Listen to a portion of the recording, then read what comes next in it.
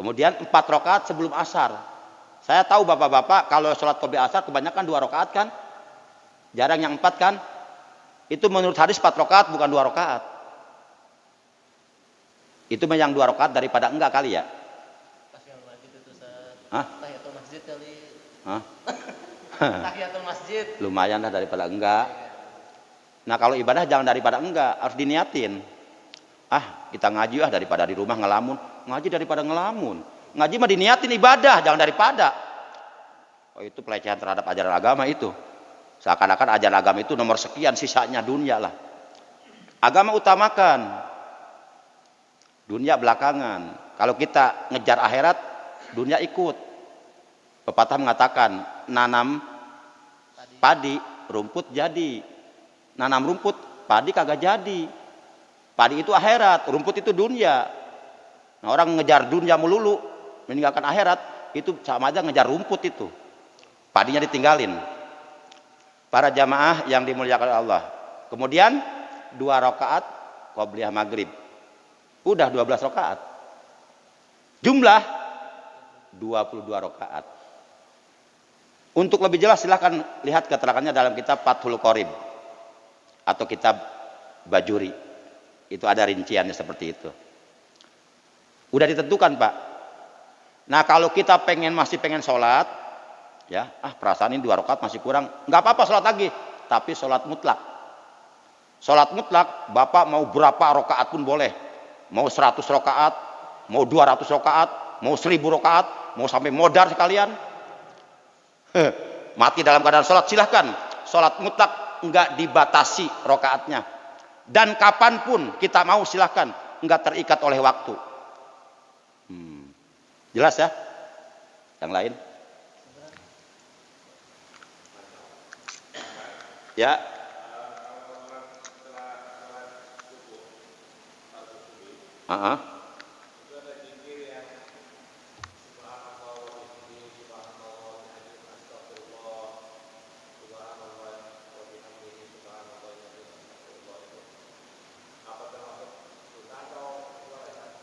Ya. Itu tasbihnya malaikat Jibril itu.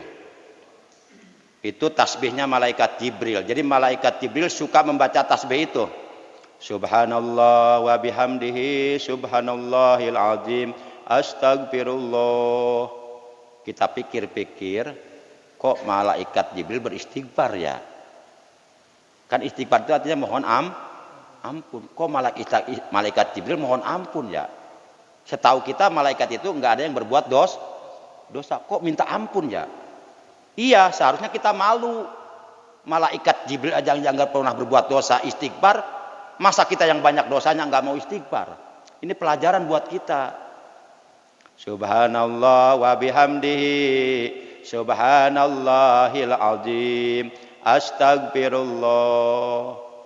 2 kalimat enteng diucapkan dengan lisan, mudah dibaca, disukai oleh Allah yang Maha Rahman, tapi berat di al-mizan.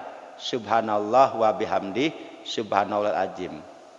Kemudian ditutup istighfar, astagfirullah, permohonan ampun kepada Allah. Setelah kita memahasucikan Allah, memahaagungkan Allah, lalu kita mohon ampun kepada Allah yang Maha Suci, artinya kita banyak dosa. Jangan merasa suci, yang Maha Suci hanya Allah. Jangan diucapkan di bibir doang, subhanallah, Maha Suci Allah, astagfirullah, aku mohon ampun, tapi kita merasa suci dari Allah. Nauzubillah min dzalik. Itu bukan ikrar formalitas, itu ikrar monoloyalitas.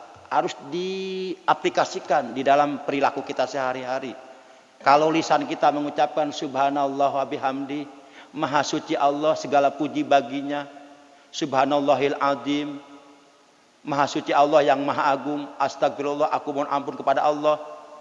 Kalau kita mengucapkan itu, maka aplikasikan, realisasikan, implementasikan ucapan itu dalam perilaku kita sehari-hari. Itu bukan ikrar formalitas, tapi itu monoloyalitas. Jadi bukan ucapan semata-mata ucapan belaka, tapi ada yang harus diimplementasikan dari ucapan itu. Jadi kabura maqtan indallah Antakulu malatab alun. Besar dosanya orang yang mengatakan sesuatu tapi ia tidak melakukan sesuatu itu. Para jamaah, nah itu tasbihnya malaikat Jibril itu boleh, bagus dibaca, baik mau dibaca sebelum subuh maupun mau dibaca sesudah sholat subuh, silahkan. Subhanallah wa bihamdi, subhanallahil azim, astagfirullah. Baca sebanyak-banyaknya. Itu bagus sekali. Bagus. Wallahi la anni astagfirullah kulla yaumin mi'ata barrah. Rasulullah bersabda, demi Allah, setiap hari aku selalu beristighfar 100 kali. Wa fi riwayatin ukhra sab'ina marrah. Menurut hadis riwayat lain 70 kali. Jadi Rasulullah saja yang notabene dimaksum oleh Allah, dijaga oleh Allah, dipelihara oleh Allah dari melakukan perbuatan dosa. Beliau selalu beristighfar, mohon ampun kepada Allah. Apakah lagi kita yang banyak dosa setiap hari, enggak kerasa kita berpapasan dengan istri orang, kemudian dalam hati kita ngomong, ih cantik amat sih, timbul ser-ser, kita pikir emang enggak dosa itu. Ketika timbul syahwat memandang istri orang, itu dosa hati sebenarnya. Istighfar. Nah, para jamaah yang dimuliakan oleh Assalamualaikum warahmatullahi wabarakatuh.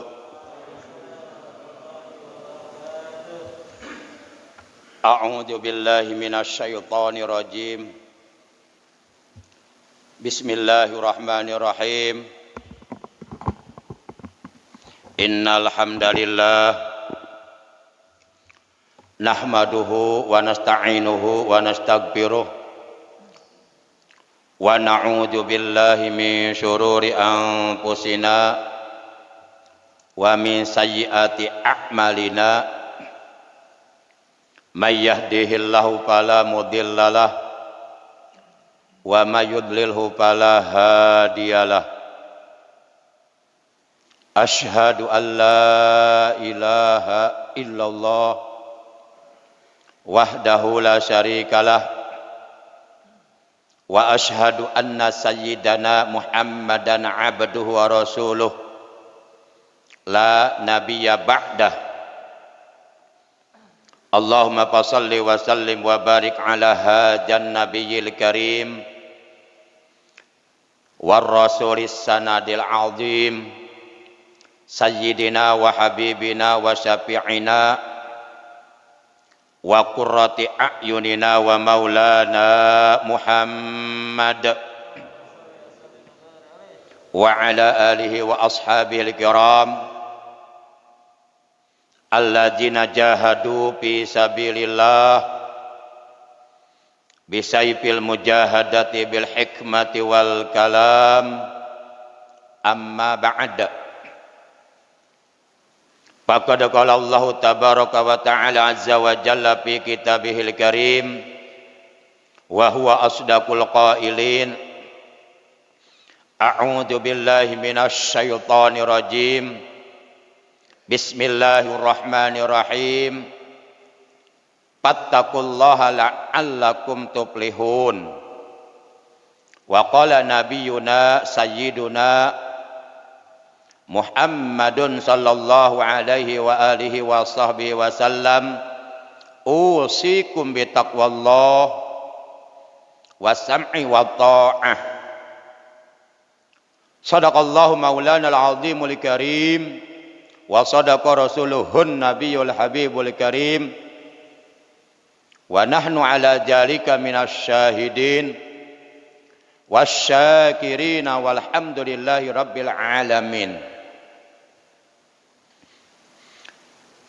Ya Rabbi bil Mustafa balligh maqasidana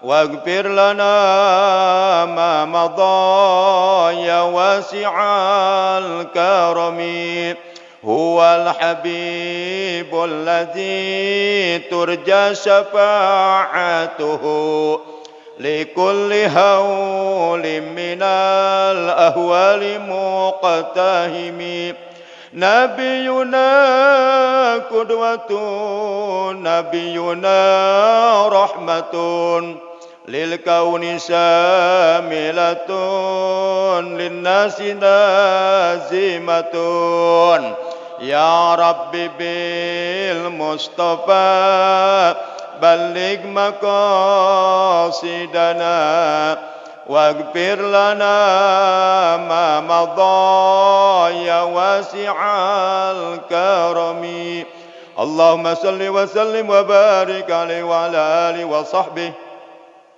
Ma'asyiral muslimin, saudaraku segenap jamaah pengajian rutin ba'da subuh Masjid Jami Miftahul Jannah Perumahan Mekar Sari Permai,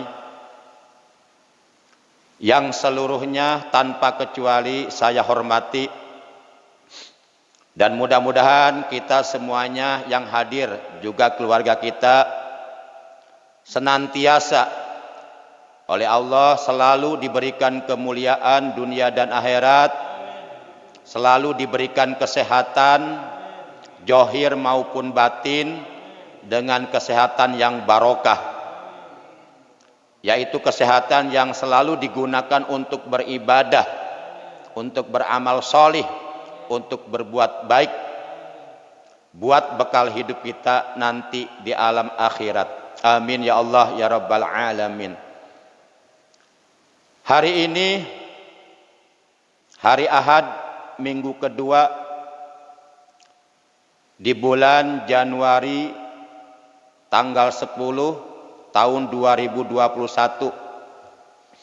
Hari ini kita sudah berada di hari yang ke-26 di bulan Jumadil Ula atau Jumadil Awal tahun 1442 Hijriah. Mari kita awali pengajian kita pada pagi hari ini dengan pembacaan Ummul Kitab Suratul Fatihah yang pahalanya dari bacaan tersebut kita hadiahkan untuk seluruh ahli kubur, keluarga kita yang telah mendahului kita, yaitu para sesepuh atau para orang tua kita, paman dan bibi kita, saudara-saudara kita, baik saudara dari ayah maupun saudara dari ibu, baik saudara senasab, sedarah daging, dan ataupun saudara seiman, seagama, seakidah. Dan juga kita hadiahkan pahalanya untuk seluruh guru-guru kita yang dahulu mungkin sampai sekarang selalu memberikan ilmu-ilmunya kepada kita. Semoga mereka semuanya yang telah mendahului kita, yang saat ini sudah bahkan sedang berada di alam barzah, semoga senantiasa berada dalam rahmatnya Allah, berada dalam magfirahnya Allah, alam barzahnya, alam kuburnya oleh Allah dijadikan raudhah miryaudil jinan, taman daripada taman-taman sorga. Amin ya Allah ya Rabbal Alamin. Bitilka niyatil Fatihah. A'udzu billahi minasyaitonir rajim. Bismillahirrahmanirrahim. Alhamdulillahi rabbil alamin. Ar-Rahmanir Rahim. Maliki yaumiddin. Iyyaka na'budu wa iyyaka nasta'in. Ihdinas siratal mustaqim. Siratal ladzina an'amta 'alaihim ghairil maghdubi 'alaihim waladdallin. Rabbighfir lana, amin.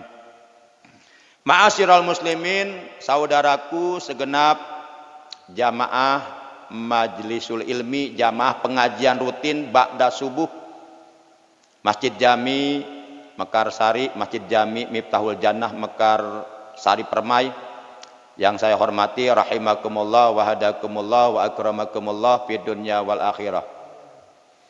Insya Allah pada hari ini pengajian kita akan membahas sebuah materi taklim tentang 4 macam surat yang sunnah dibaca di dalam sholat qobliyah subuh. Jadi saudaraku, ada 4 macam surat yang sunnah dibaca oleh kita manakala kita sedang melakukan sholat sunnah qobliyah subuh sebanyak 2 rakaat. Adapun surat-surat tersebut yang sunnah dibaca oleh kita di dalam sholat sunnah qobliyah subuh, yang pertama surah Alam Nasroh Laka atau surah Al-Insyirah. Yang kedua surah Alam Taro Kaifa atau surah Al-Fil. Yang ketiga surah Qul ya ayyuhal kafirun atau surah Al-Kafirun. Dan yang keempat surah Qul huwallahu ahad atau surah Al-Ikhlas. 4 macam surah tersebut disunahkan agar hendaknya dibaca oleh kita manakala kita sedang melakukan sholat sunnah qobliyah subuh. Maka izinkan saya untuk bertanya terlebih dahulu kepada seluruh saudaraku jamaah sekalian. Ngomong-ngomong bapak-bapak jamaah, kalau sedang melaksanakan sholat sunnah qobliyah subuh, 4 surat tersebut dibaca apa tidak? Tolong dijawab dengan jujur, dibaca apa tidak? Ada yang dibaca, banyak yang tidak dibaca ya. Para jamaah, mari kita lihat keterangannya. Keterangannya terdapat di dalam kitab Fathul Mu'in, buah karya Al-Faqih Al-Alim Al-Allamah Syekh Jainuddin bin Abdul Aziz Al-Malibari, murid dari Syekh Ibnu Hajar Al-Haytami Asy-Syafi'i rahimahullahu ta'ala. Di dalam kitab Fathul Mu'in halaman 31. Tapi kitabnya kitab yang asli, kitab salafiyah yang berwarna kuning, yang ditulis dengan huruf-huruf gundul. Pada halaman 31 baris yang ke-17 dari atas diterangkan wa yusannu raq'atani qabla subhin wa yusannu tahfifuhuma wa qiraatul kafirun wal ikhlasi fihima li khabari muslimin wa ghairihi. Ini keterangannya. Mari kita artikan keterangan tersebut supaya kita dapat memahami isinya. Wa yusannu, dan disunahkan. Jadi kalau disunahkan berarti apabila dikerjakan mendapat pahala dan bisa menyempurnakan pahala sholat yang kita kerjakan, menambah pahala sholat. Karena berdasarkan sebuah hadis bahwa membaca Al-Quran di dalam sholat, baik sholat sunnah maupun sholat fardu, itu lebih utama lebih besar pahalanya daripada membaca Quran di luar sholat, walaupun dalam keadaan masih punya wudu. Dan membaca Al-Quran di luar sholat dalam keadaan masih punya wudu itu jauh lebih utama daripada membaca Al-Quran di luar sholat dalam keadaan sudah tidak punya wudu. Hal ini berdasarkan sebuah hadis. Rasulullah Shallallahu Alaihi Wasallam beliau bersabda, "Man qara al-Qur'ana wa huwa fis shalah kana lahu bikulli harfin mi'ata hasanatin. Wa man qara al-Qur'ana ala ghairi sholatin fi ghairi sholatin ala wudu'in kana lahu bikulli harfin khamsun wa isruna hasanah. Wa man qara al-Qur'ana ala ghairi wudu'in kana lahu bikulli harfin asyru hasanatin." Ini hadis. Kata Rasulullah dalam hadis ini, barang siapa yang membaca Al-Quran di dalam sholat, barang siapa yang membaca Al-Quran di dalam sholat, maka baginya akan mendapatkan pahala untuk setiap satu huruf yang dibacanya, itu 100 kebaikan dari Allah untuk setiap satu huruf. Dan barang siapa yang membaca Al-Quran di luar sholat, artinya bukan sedang dalam keadaan sholat, tapi masih punya wudu, maka baginya akan mendapatkan pahala dari Allah untuk setiap satu huruf 25 kebaikan. Dan barang siapa yang membaca Al-Quran di luar sholat dalam keadaan sudah tidak punya wudu, maka baginya akan mendapatkan pahala dari Allah untuk setiap satu huruf 10 kebaikan. Ma'asyiral muslimin, saudaraku yang dirahmati Allah Subhanahu wa taala, kita kembali di dalam kitab Fathul Mu'in diterangkan, wa yusannu, dan disunahkan, opo rokatani, mengerjakan 2 rakaat qabla subhin, sebelum melakukan sholat fardu subuh. Jadi setiap kita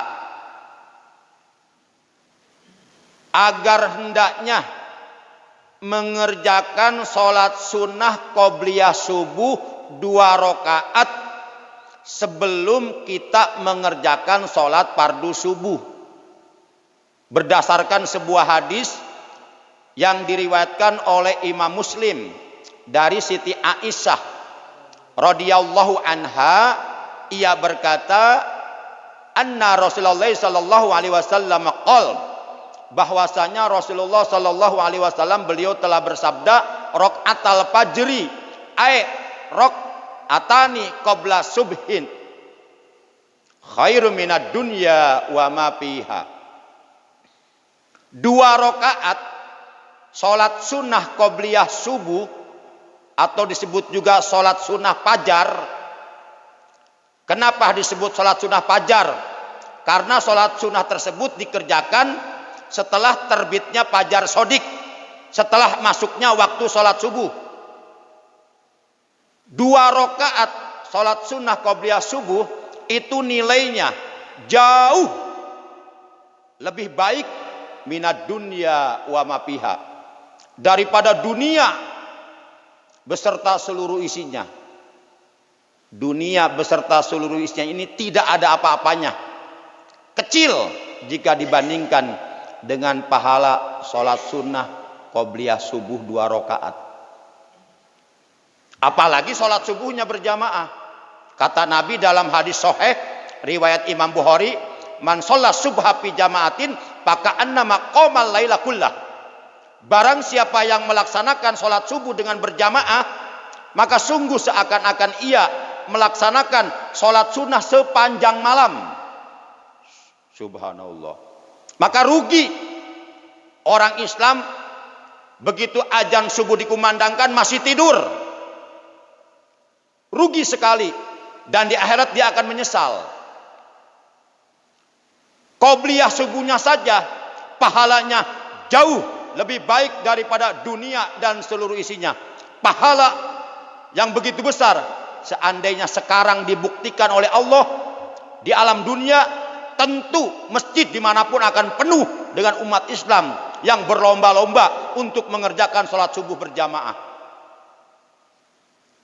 Para jamaah yang dimuliakan oleh Allah Subhanahu wa taala.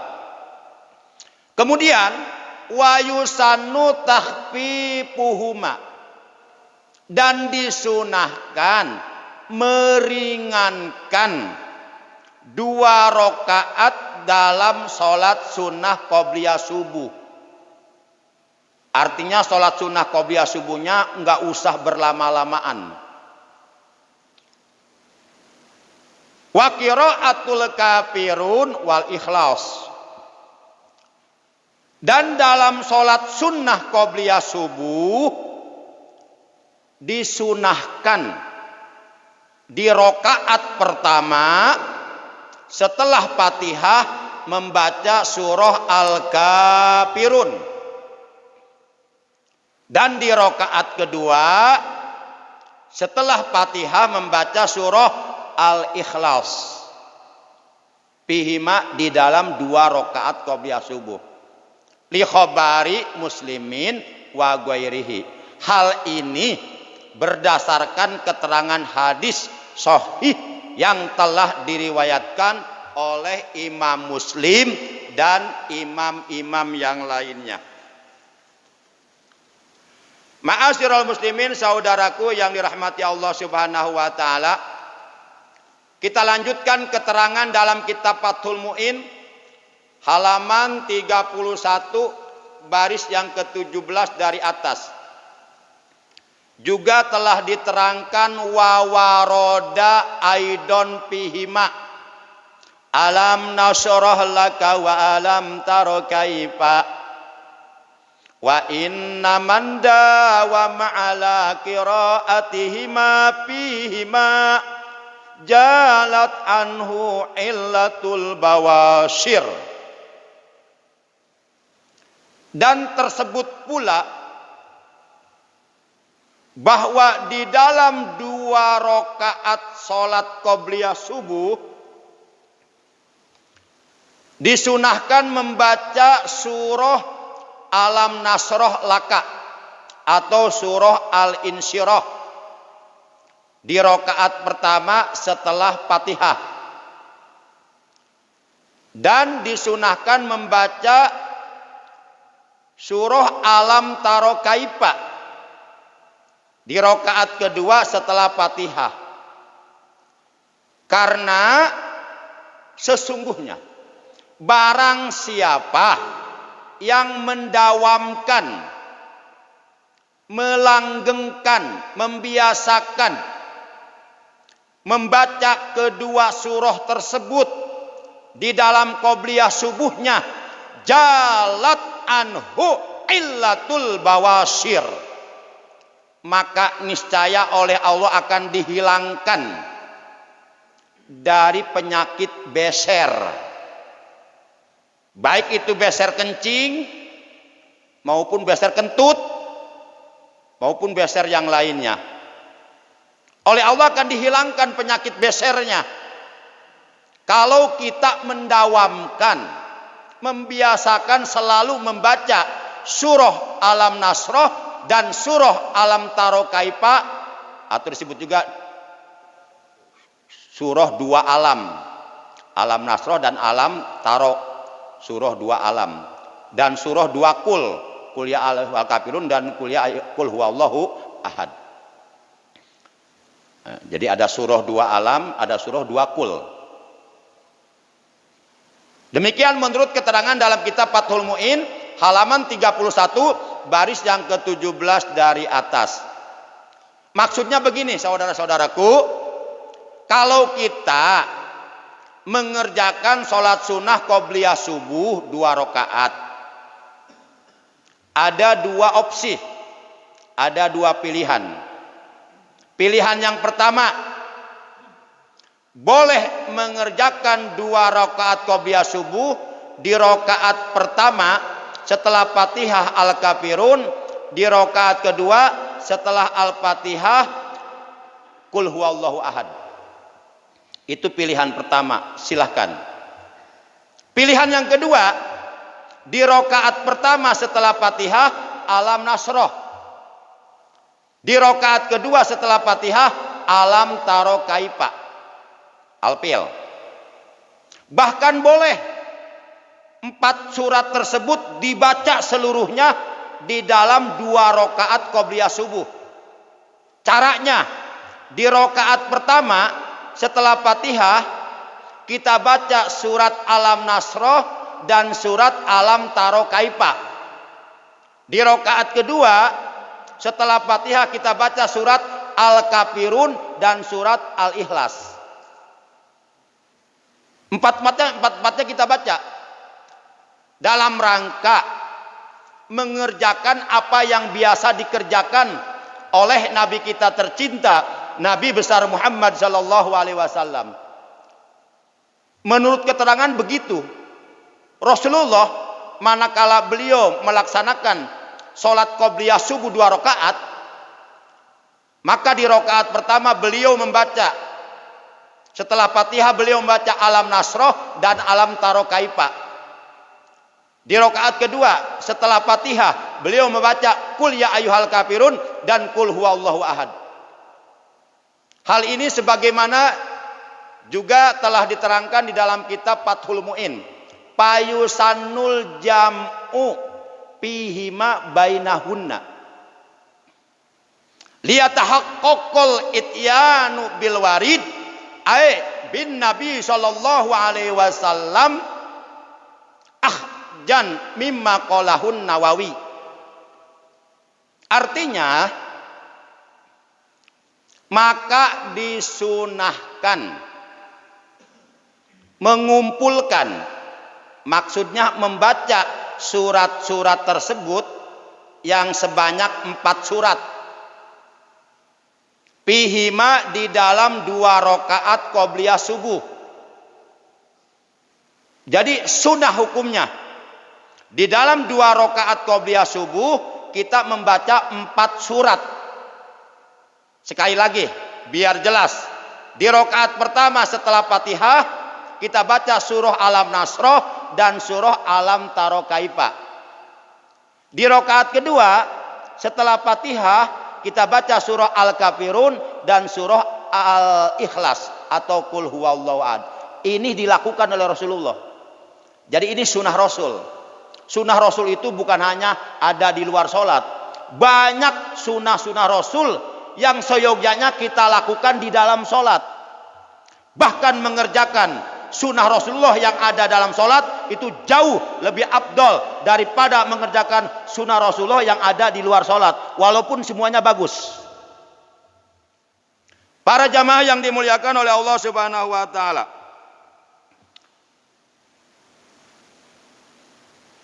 hal ini sebagaimana telah dijelaskan oleh Imam Nawawi.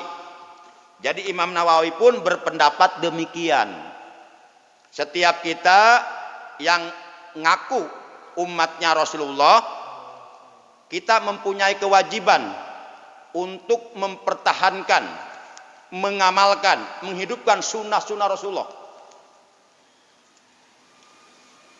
Man tamassaka bisunnati inda fasadi umati falahu ajru mi'ati syahidin. Barang siapa yang berpegang teguh, konsisten, komitmen untuk tetap istiqomah memegang sunnah Rasulullah, mengamalkan sunnah Rasulullah, mempertahankan sunnah Rasulullah, menghidupkan sunnah Rasulullah, dikala umatku umat Islam dilanda kerusakan, maka baginya akan mendapatkan pahala 100 orang yang mati syahid.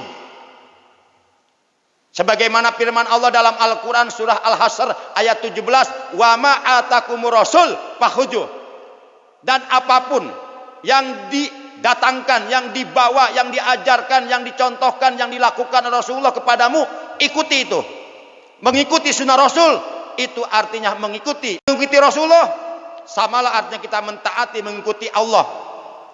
Kalau Allah dan Rasulnya sudah kita ikuti, maka yakin tempat kembali kita adalah sorga. Sebagaimana Allah menegaskan dalam Al-Quran surat 4 An-Nisa juz 5 ayat 69, wa may yuti'illah wa rasulah fa ulaika ma'al ladzina an'amallahu 'alaihim minan nabiyyin wasiddiqin wasyuhada wassolihin wa hasuna ulaika rafiqa. Dan barang siapa yang taat mengikuti Allah dan Rasulnya, maka mereka itu akan berada di dalam sorga bersama orang-orang yang telah Allah anugerahkan nikmat kepada mereka, yaitu para nabi, para siddiqin, para syuhada, para solihin, wa hasuna ulaika rafiqa. Mereka itulah sebaik-baik teman kita nanti di dalam sorga. Para jamaah yang dimuliakan oleh Allah Subhanahu wa taala. Yang terakhir, saya ingin menyampaikan sunnah Rasulullah yang seyogyanya kita kerjakan manakala kita sudah selesai melaksanakan qobliyah subuh. Ini termasuk, saya perhatikan, ini termasuk sunnah Rasul yang banyak ditinggalkan umat Islam, banyak dilupakan umat Islam, bahkan banyak tidak diketahui oleh umat Islam. Apa itu? Berbaring ke kanan. Jadi setelah kita selesai melaksanakan sholat sunnah qobliyah subuh 2 rakaat, kita disunahkan berbaring ke kanan. Keterangannya di dalam kitab Fathul Mu'in, wa yundabu iltija'un bainahuma baina rakaataini qabla subhin wa baina fardi subhin. Ini keterangannya. Wayundabu, dan disunahkan. Apa yang disunahkan? Iltija'un, berbaring. Bainahuma, di antara kedua sholat tersebut. Maksudnya di antara sholat sunnah qobliyah subuh dan sholat fardu subuh. Di antara kedua sholat tersebut kita disunahkan berbaring. Maksudnya baina rakaataini qabla subhin, di antara 2 rakaat sebelum subuh, wa baina fardi subhin, dan di antara 2 rakaat fardu subuh. Ini banyak, ini sunnah Rasul banyak ditinggalkan. Ngakunya saya selalu melaksanakan sunnah Rasul, tapi kenyataannya jarang dilakukan yang ini, yang satu. Kemudian illam yuakhiruhuma anhu walau ghairu mutahajjidin wal aula kaunu ala syakil aimani. Jika sholat qobliyah subuh tersebut tidak diakhirkan. Jadi maksudnya begini. Kalau sekiranya masih ada waktu leluasa setelah kita melaksanakan sholat sunnah qobliyah subuh 2 rakaat dan belum masuk waktu iqamah, kita berbaring niat melaksanakan sunnah Rasul. Tapi dalam berbaring nanti ada yang dibaca, bukan sekonyong-konyong berbaring tanpa ada yang dibaca, ada yang dibaca nanti. Kalau umpama kita datangnya ke masjid terlambat, begitu sampai pintu masjid udah qomat, nah boleh qobliyahnya nanti dikodok. Qobliyah subuhnya bisa dilaksanakan setelah sholat fardu subuh. Itu ada keterangannya. Jadi bagi yang tidak sempat melaksanakan sholat sunnah qobliyah subuh, oleh karena datangnya ke masjid terlambat sehingga keburu qomat, nanti bisa dikodok qobliyah subuhnya setelah selesai sholat fardu subuh. Itu ada keterangannya dari para ulama. Atau umpama begitu sampai ke masjid, ini kayaknya kalau saya sholat sunnah qobliyah subuh dulu, kayaknya ini keburu qomat. Akhirnya kalau saya memaksakan diri sholat sunnah qobliyah subuh dulu, maka pasti saya akan tertinggal takbiratul ihram di belakang imam. Sementara mendapatkan takbiratul ihram di belakang imam itu akan mendapatkan 6 keuntungan. Daripada saya kehilangan 6 keuntungan, tidak bisa melaksanakan takbiratul ihram setelah imam, lebih baik nanti qobliyahnya saya qodho setelah sholat subuh. Boleh, silakan. Kalau memang waktunya udah mepet. Makanya kalau pengen leluasa, manakala kita mau sholat subuh, datang ke masjidnya, jangan pas qomat. Datang ke masjidnya jam 3 atau tengah 4. Kita tahajud dulu, hajat dulu, istikharah dulu, melaksanakan sholat-sholat sunnah, perbanyak mendekatkan diri kepada Allah. Boro-boro begitu, kadang-kadang subuhnya kesiangan. Para jamaah yang dimuliakan oleh Allah Subhanahu wa taala, walaupun umpama sekalipun malamnya tidak bertahajud, dan yang utama adalah berbaring miring ke kanan. Jadi wal aula, dan yang lebih utama kaunuhu, adanya berbaring ala sakil aiman, berbaring miring ke kanan. Saya contohkan beginilah. Ini oleh karena menerangkan tentang praktik, jadi harus praktik. Misal saya sudah selesai sholat qobliyah subuh, sudah selesai misal nih. Nah, silahkan berbaring ke kanan gini, sambil baca Allahumma sholli wa sallim, Allahumma sholli ala sayyidina Muhammadin wa ala alihi wa sahbihi wa sallim. Allahumma rabba Jibril wa Mikail wa Israfil wa Ijrail, dan seterusnya ada. Itu dilakukan oleh Rasulullah seperti itu. Di sini alhamdulillah enggak ya? Enggak ya? Kenapa enggak? Makanya ngaji. Kalau ngaji nanti ilmunya bertambah, dosanya berkurang. Dosa berkurang, ilmu bertambah, kan untung. Itu kalau ngaji. Kalau enggak ngaji, ilmunya enggak bertambah, yang bertambah dosanya. Dosa dipiara. Para jamaah yang dimuliakan oleh Allah Subhanahu wa taala,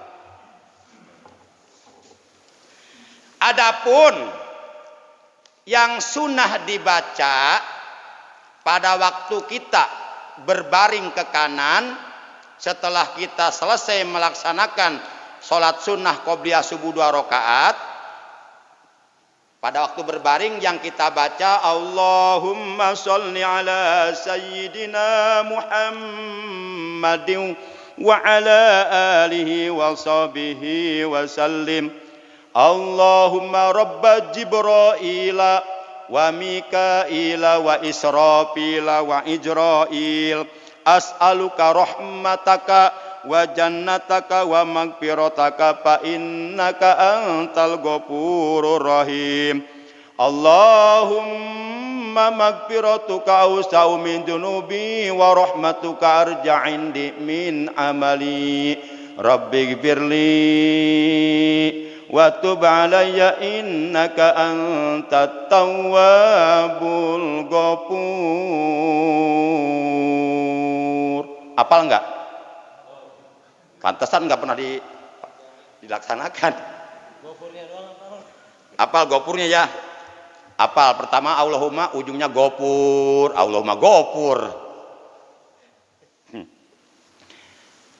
Ada yang nanya sama saya, kalau umpama misal waktu udah mepet, waktu jadwal untuk iqomah udah mendekat,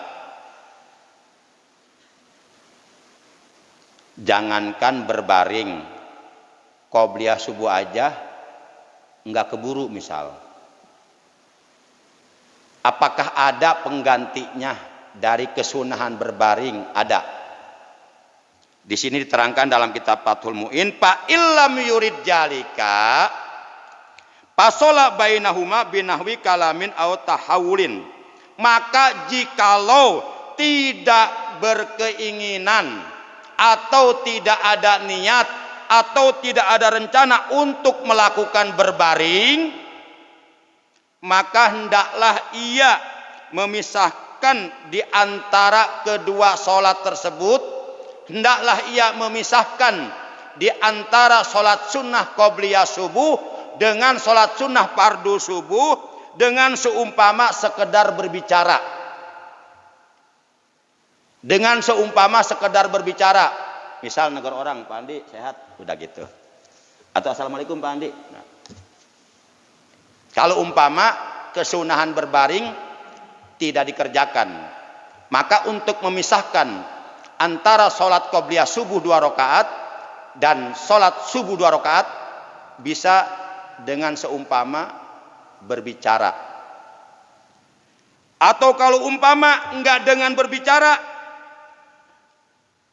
yaitu dengan membaca sholawat kepada Rasulullah Shallallahu Alaihi Wasallam yang tadi saya baca. Ayo kita baca bareng-bareng. Allahumma salli ala sayyidina Muhammadin wa ala alihi wa sahbihi wa sallim. Allahumma rabba Jibraila wa Mikaila wa Israfila wa Ijrail, as'aluka ridhaka wa rahmataka wa jannataka wa magfirataka fa innaka antal ghafurur rahim. Allahumma magfiratuka. Lanjut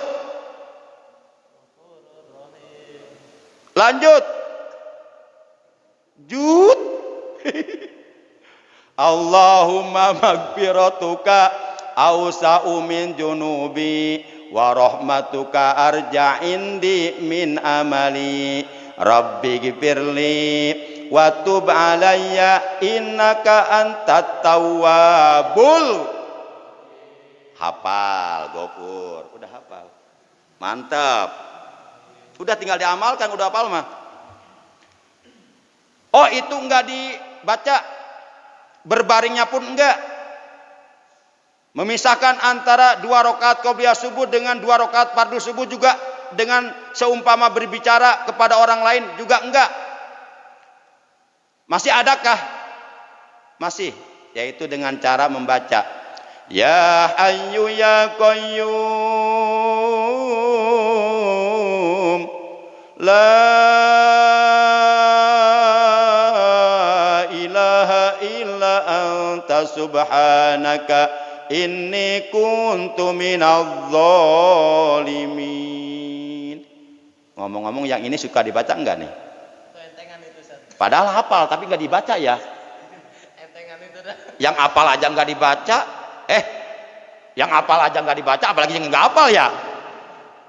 Asli banget itu. Itu aja materi daripada tidur aja. Nah, berbaring enggak mau nih, males. Karena di ketiak kanannya ada bisulan. Umpama mau diganti dengan seumpama bicara assalamualaikum, baik nggak ada orang, niatnya ngucapin salam kepada malaikat yang ada di masjid ini, silahkan. Enggak juga, bisa diganti dengan Ya Hayyu Ya Qayyum La ilaha illa anta subhanaka inni kuntu minadh dhalimin. Berapa bacanya? Minimal 1 kali. Maksimal baca sebanyaknya sampai qomat, sampai datang waktu qomat. Ya Hayyu Ya Qayyum. Lisan kita membaca Ya Hayyu Ya Qayyum, makna yang terkandung dalam kalimat Ya Hayyu Ya Qayyum dicamkan dalam hati kita, dihayati, diresapi dengan sedalam-dalamnya. Wahai Allah yang maha hidup, seluruh makhluk tidak ada yang kekal, semuanya pasti akan mati, termasuk diriku nanti akan mati. Hanya Engkau yang maha hidup. hidupku hanya untuk beribadah kepadamu. Ya Qayyum, wahai Allah yang maha berdiri sendiri dengan zat sendiri. Allah tidak butuh kepada makhluknya. La ilaha illa anta. Tidak ada Tuhan yang berhak disembah kecuali Engkau ya Allah. Subhanaka, maha suci Engkau ya Allah. Inni kuntu minadz zalimin. Sesungguhnya aku dulu termasuk orang-orang yang berbuat jolim. Dicamkan maknanya. Baca lagi. Ya Hayyu ya Qayyum. La ilaha illa anta subhanaka inni kuntu minadz zalimin. Ya Hayyu ya Qayyum. La ilaha illa anta subhanaka inni kuntu minadz zalimin. Terus dicamkan maknanya, dihayati sampai tidak terasa berlinang air mata, ingat dosa-dosa kita kepada Allah. Insya Allah. Demikian barangkali penyampaian materi pada hari ini, kurang lebihnya mohon maaf. Terima kasih, dan selanjutnya saya serahkan kepada Al-Mukarram Ustadz Andi Wiyaksono untuk tanya jawab, untuk memandu tanya jawab. Silakan. Baik, silakan Bapak. Penyiapan materi udah 50 menit, masih ada waktu 10 menit untuk bertanya. Kalau ada yang pengen ditanyakan, ada sesuatu yang belum jelas, silakan ditanyain. Monggo Pak, 10 menit.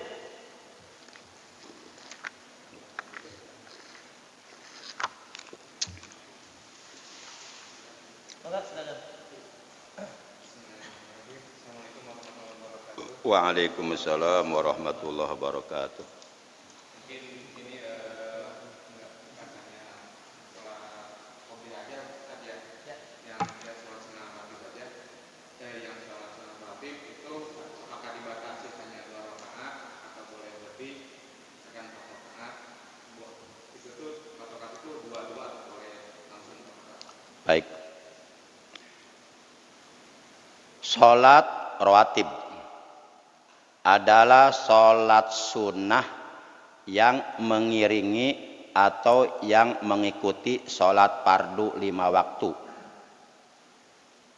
Itu jumlah seluruhnya menurut ketetapan agama berdasarkan hadis Nabi ada 22 rakaat. Yang 22 rakaat ini secara global dibagi ke dalam 2 bagian.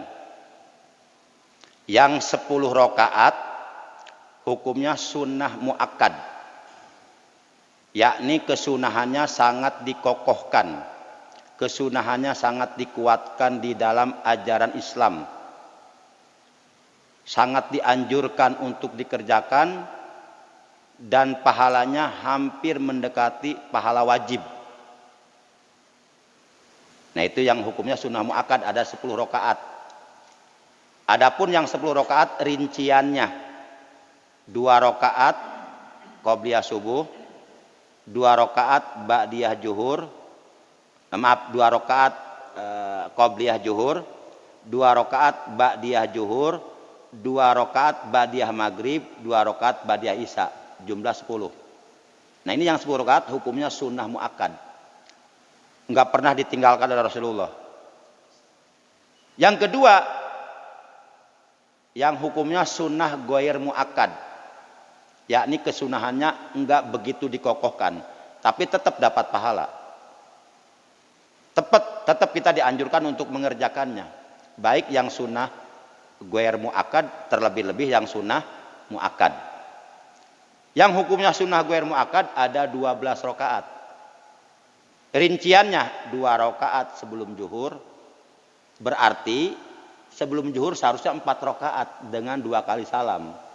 4 rakaat itu yang 2 rakaat yang hukumnya sunnah muakkad, yang 2 rakaat lagi yang hukumnya sunnah ghair muakkad.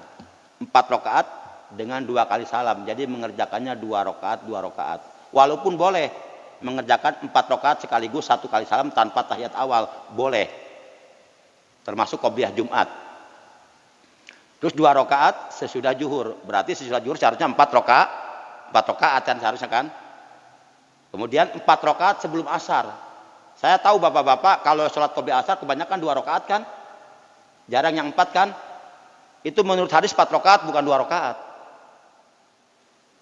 Itu yang 2 rakaat daripada enggak kali ya. Tahiyatul masjid itu Ustaz. Hah? Tahiyatul masjid kali. Hah? Tahiyatul masjid. Lumayan lah daripada enggak. Nah kalau ibadah jangan daripada enggak, harus diniatin. Ah kita ngaji daripada di rumah ngelamun. Ngaji daripada ngelamun. Ngaji mah diniatin ibadah, jangan daripada. Oh itu pelecehan terhadap ajaran agama itu. Seakan-akan ajaran agama itu nomor sekian, sisanya dunia lah.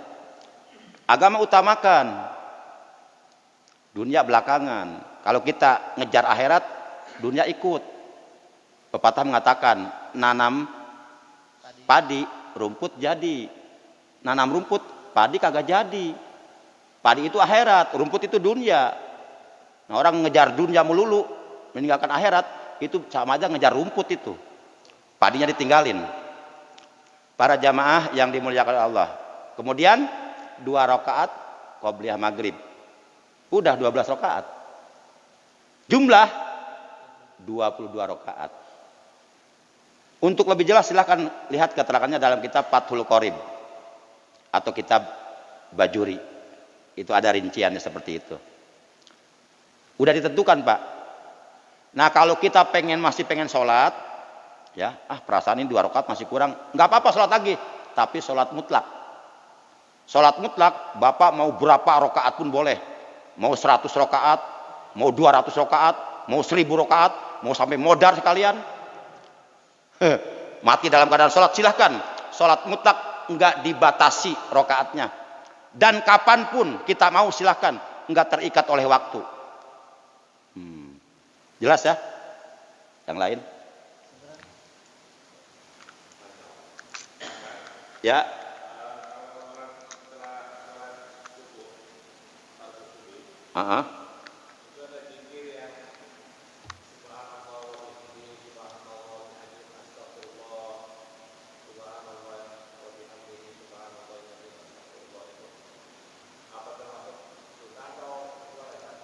Ya.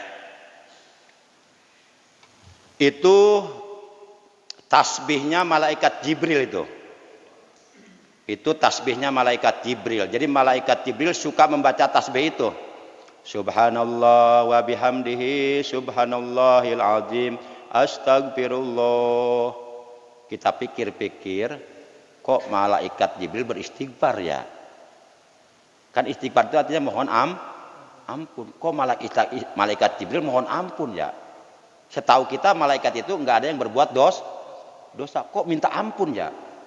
Iya, seharusnya kita malu. Malaikat Jibril aja yang nggak pernah berbuat dosa istighfar, masa kita yang banyak dosanya nggak mau istighfar?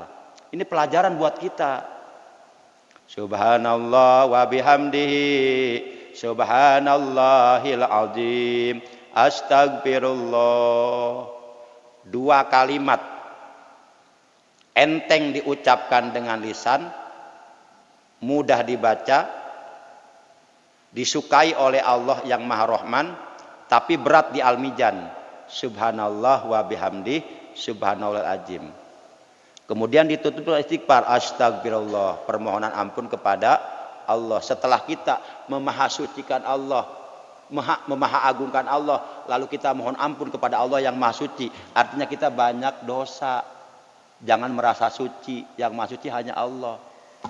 Jangan diucapkan di bibir doang, subhanallah, Maha Suci Allah, astagfirullah, aku mohon ampun, tapi kita merasa suci dari Allah. Nauzubillah min dzalik.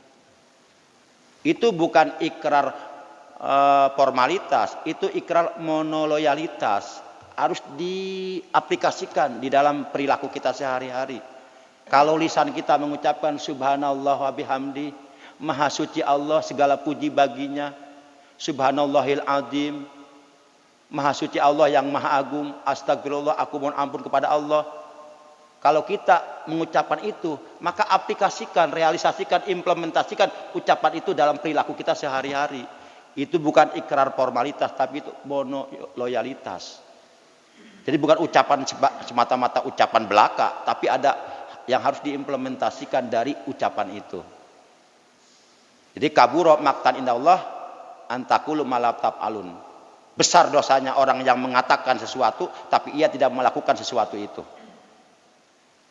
Para jamaah, nah itu tasbihnya malaikat Jibril itu boleh bagus dibaca, baik mau dibaca sebelum subuh maupun mau dibaca sesudah sholat subuh, silahkan. Subhanallah wa bihamdi subhanallahil azim astagfirullah. Baca sebanyak-banyaknya. Itu bagus sekali. Bagus. Wallahi la anni astagfirullah kulla yaumin mi'ata barrah. Rasulullah bersabda, demi Allah setiap hari aku selalu beristighfar 100 kali. Wa fi riwayatin ukhra sab'ina marrah. Menurut hadis riwayat lain 70 kali. Jadi Rasulullah saja yang notabene dimaksum oleh Allah, dijaga oleh Allah, dipelihara oleh Allah dari melakukan perbuatan dosa. Beliau selalu beristighfar, mohon ampun kepada Allah. Apakah lagi kita yang banyak dosa setiap hari, enggak kerasa kita berpapasan dengan istri orang, kemudian dalam hati kita ngomong, cantik amat sih, timbul ser-ser. Kita pikir emang enggak dosa itu. Ketika timbul syahwat memandang istri orang, itu dosa hati sebenarnya. Istighfar. Nah, para jamaah yang dimuliakan oleh Allah Subhanahu wa taala. Jadi, itu sangat bagus. Subhanallah wa bihamdi subhanallahil azim astagfirullah. Kemudian ada yang ngomong, kok Rasulullah mohon ampun sih kepada Allah? Katanya Rasulullah dijaga oleh Allah dari perbuatan dosa. Beliau mohon ampunnya bukan mohon ampun dari perbuatan dosa. Beliau dijaga oleh Allah, nggak pernah berbuat dosa. Beliau akhlaknya akhlak Al-Quran. Beliau kedudukannya lebih mulia daripada malaikat. Beliau kekasihnya Allah.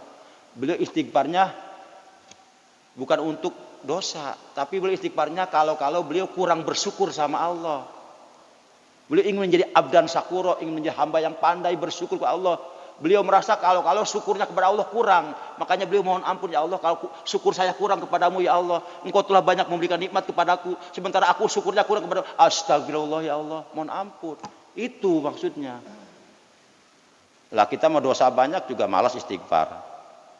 Sekali istighfar ngomelin anak nakal, astagfirullah ini bocah. Istighfarnya sambil marah.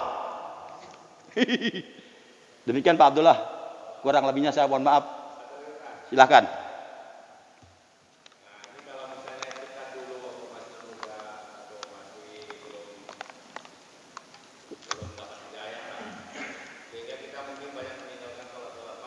Iya.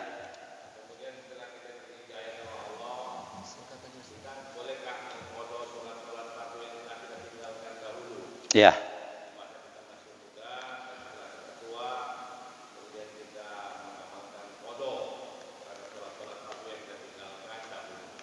Ya. Jawabannya menurut agama berdasarkan dalil al-hadis dan ijma para ulama, hukumnya boleh mengkodok. Bahkan harus dikodok.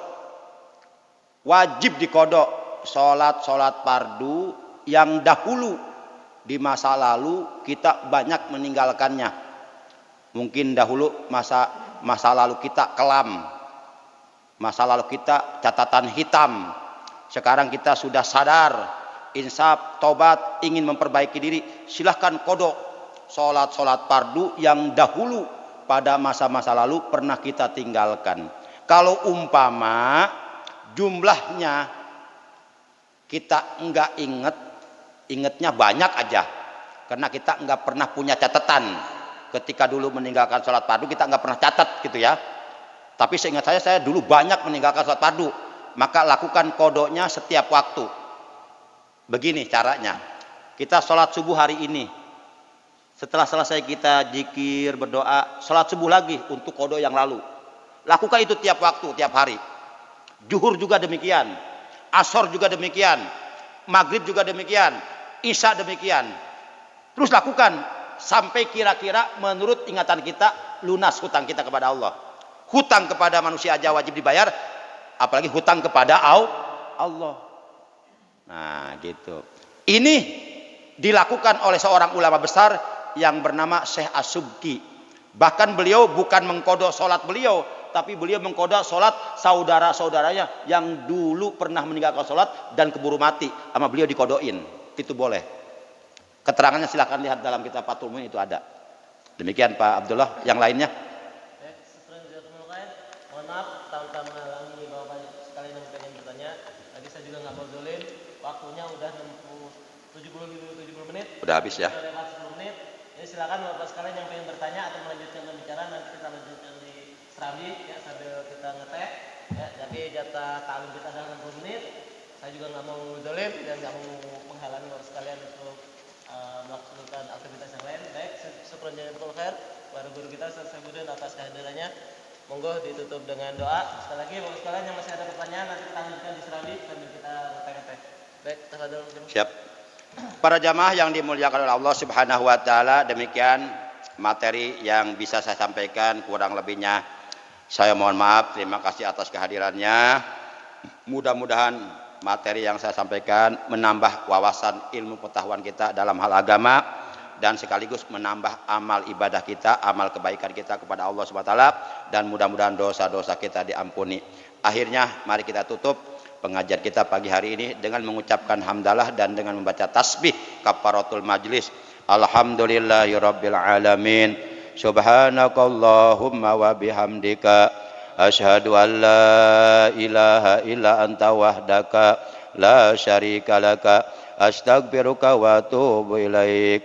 Astaghfirullah rabbal baraya. Astaghfirullah minal khataya. Astaghfirullah rabbal baraya. Astaghfirullah minal khataya. Rabbana zidna ilman nafi'a li ta'atika wa li ibadatika wa li syukrika wa li nusrati dinil Islam. Rabbana zidna malam mubarakan yakfina li ta'atika wa li ibadatika wa li syukrika wa li syi'aril Islam. Rabbana syrah lana sudurana wa yassir lana umurana wahlul 'uqdatam min lisanina yafqahu qaulana waj'al lana waziran min ahlina waj'alna min ibadikal muttaqin. Rabbana dhalamna anfusana wa illam taghfir lana wa tarhamna lanakunanna minal khasirin. Rabbana la taj'alna minal khasirin waj'alna minal muflihin fid dini wad dunya wal akhirah. Rabbana atina fid dunya hasanah wa fil akhirati hasanah wa qina adzabannar. Wa sallallahu ala sayyidina Muhammadin wa ala alihi wa sahbihi wa baraka wa sallama tasliman katsira bi rahmatika ya arhamar rahimin. Subhana rabbika rabbil izzati amma yasifun wa salamun alal mursalin walhamdulillahi rabbil alamin. Terima kasih, mohon maaf. Hadanallahu wa iyyakum ajmain. Wassalamualaikum warahmatullahi wabarakatuh.